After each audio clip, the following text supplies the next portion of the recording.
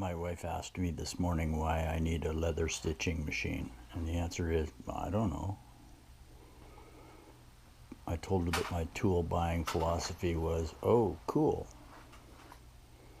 and then figuring out a use for it later. It has served me well over my years of purchasing crap for my shop.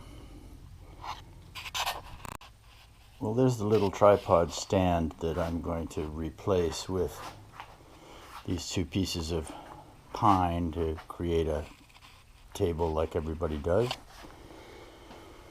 And there's my new shoe mending machine with its operating instructions. So there's dozens of YouTube videos showing exactly how to use this machine. I have got to stop watching YouTube. I mean, who knew that I needed such a machine? Anyway, didn't come with the little wire feeder for feeding the thread, so I'll have to create one of those, but I've got some welding rod and I'll find some other thin wire if that doesn't work.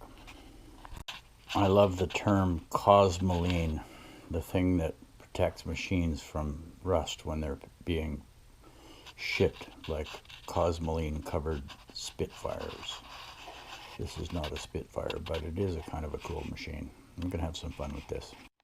Good morning, it's a workshop update, and I've been creating a little table for this leather sewing stitching machine.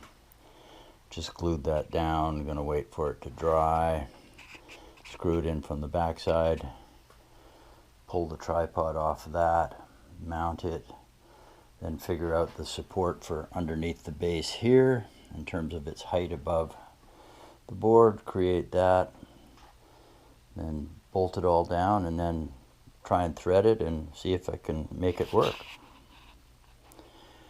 We shall see. Well, I had some fun.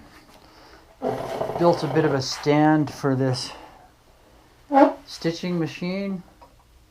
Turned a piece of aluminum on a lathe, tightened this down to, this is a little bit larger, and makes a thread holder in such a fashion that it turns more readily than anything else. And now I'm going to learn how to thread it and try and stitch with it, see what happens.